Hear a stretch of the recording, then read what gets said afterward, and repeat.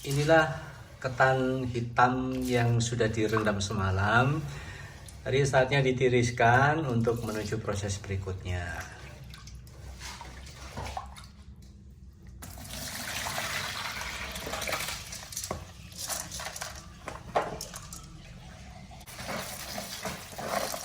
Dicuci sampai bersih, lalu ditiriskan. Kemudian proses berikutnya nanti adalah mengukus. Kelihatan bersih. Ini kebetulan kami membeli yang polesan. Polesan itu artinya diseleb, karena ada dua jenis beras ketan kalau konco-konco membeli di pasaran. Ada yang masih asli, cuman diseleb kulit luarnya saja. Terus yang ini adalah yang sudah diseleb ulang. Jadi setelah diseleb menghilangkan sekamnya, kemudian diseleb kembali untuk menghilangkan sebagian dari lapisan warna hitamnya yang kalau tidak dibuang itu akan jadi keras ya, ngelenis. Bahasa Jawa ini ngelenis, atau atos-atos gitu loh ya.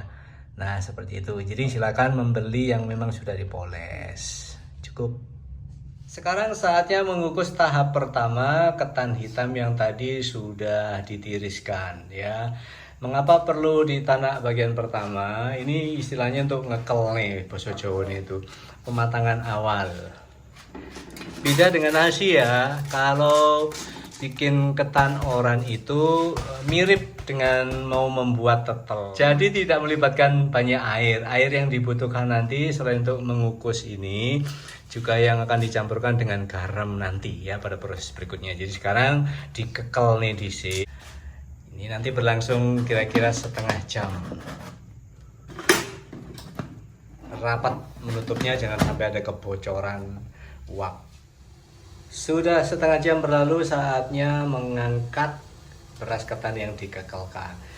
Ada pertanyaan mungkin, loh kok pancinya berubah? Karena pada proses awal tadi ternyata panci yang digunakan bocor. Akhirnya harus ambil langkah cepat mengganti dengan panci yang ini. Begitu saja jawabannya. Sekarang saatnya diangkat. Sudah kekel ini ya, setengah matang sih sebenarnya. Masukkan ke panci. Orang kampung saya menyebutnya ember, padahal ember itu yang biasa dipakai di kamar mandi itu, kaleng. Ember disebut kaleng, tapi panci disebut ember, tapi sebenarnya ini adalah panci. Memang masih ambiar karena baru penanakan pertama. Nah ini hasilnya mengepul-ngepul. Ingat ini hanya setengah kilo. Sekarang saatnya membuat air garam.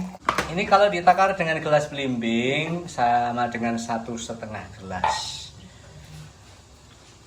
Kenapa pakai gelas besar ya? Karena menghemat waktu saja. Yang penting takarannya 1,5 gelas belimbing. Garamnya seberapa? Secukupnya. Secukupnya, sesuai selera. Tapi kalau terlalu asin juga nggak enak. Ya, seginilah. Diaduk-aduk sampai garamnya larut. Kemudian campurkan dengan beras ketan yang sudah dikekelkan tadi, sedikit-sedikit saja agar proses mencampurnya nanti benar-benar merata.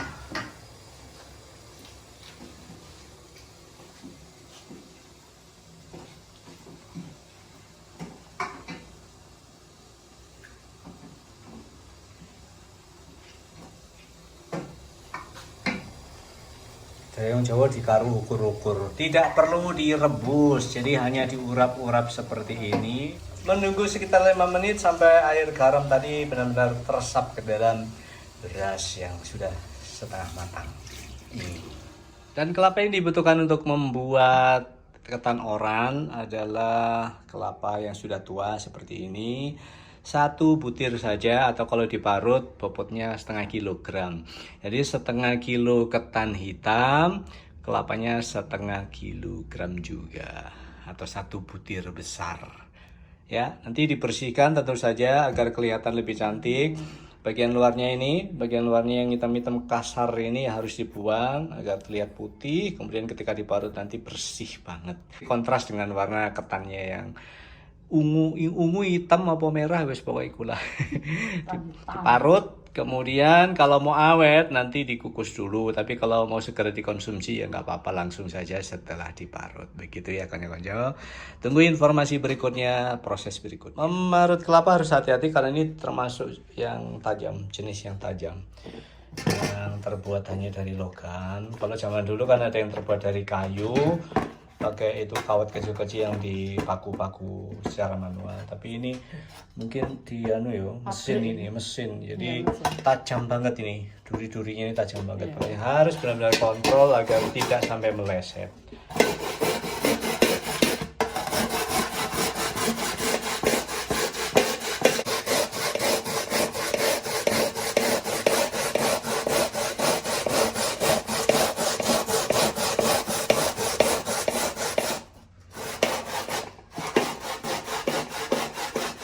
Sudah teresap semua air yang tadi dikucurkan di sini, saatnya menanak kembali. Penanakan tahap kedua. Warnanya menggiurkan banget. Berikutnya jangan lupa untuk mengukus juga kelapa yang sudah diparut. Daripada mengukus sendiri kelamaan, dititipkan saja pada pengukusan ketan.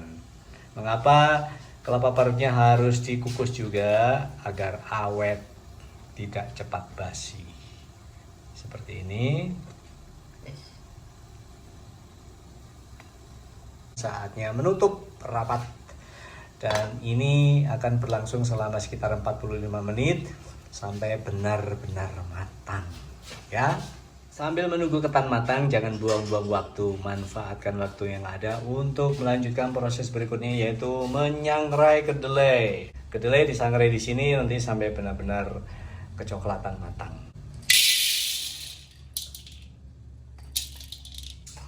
Berapa kedelai yang dibutuhkan? Secukupnya juga. Api jangan terlalu besar agar nanti tidak cepat hangus.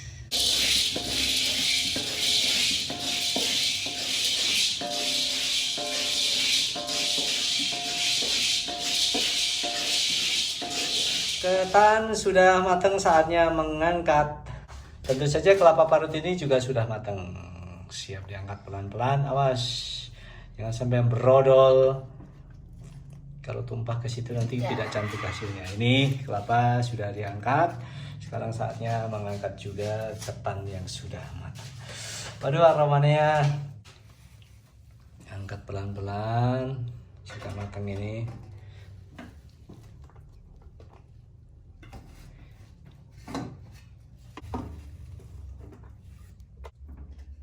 Inilah setengah kilo ketan hitam, sudah jadi sebegini banyak. Satu keluarga nanti bisa mencicip semua. Tinggal menunggu bubuk kedelai. Sudah tercium aroma gurih dan sudah dicoba lagi dipukul pakai ulekan. Kalau sudah renyah berarti siap diangkat. Waktunya menumbuk kedelai yang sudah disangrai.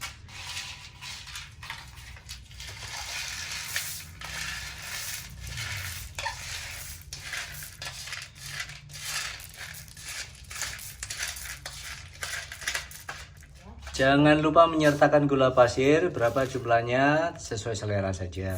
Mungkin 2 sendok. Ya, 2 sendok saja tidak masalah. Tergantung selera ya. Harus pelan-pelan agar tidak loncat. Biasanya apapun yang ditumbuk seperti ini dalam posisi kering selalu akan terlompat keluar. Ditumbuk seperti ini sampai nanti halus.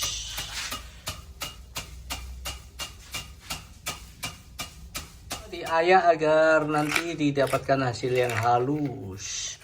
Memang harus berkali-kali menumbuknya. Ditumbuk, diayak, ditumbuk, diayak sampai semuanya halus. Seperti ini.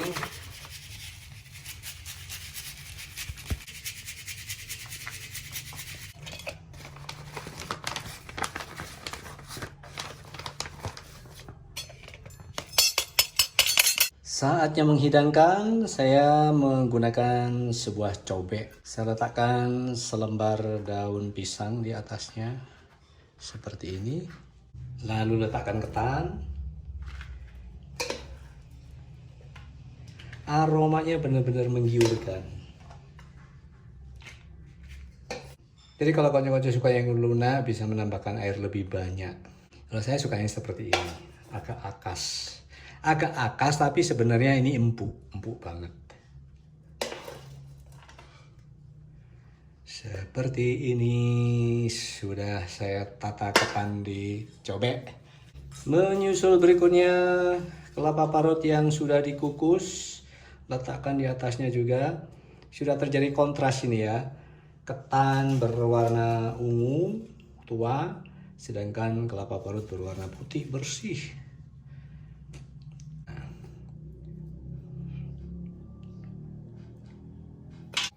Terakhir tumpangkan bubuk kedelai yang sudah disangrai dan ditumbuk ke atasnya seperti ini. Hati-hati bisa merusak keindahannya kalau sampai morat-marit. Nah, ketan oran bubuk kedelai siap dihidangkan.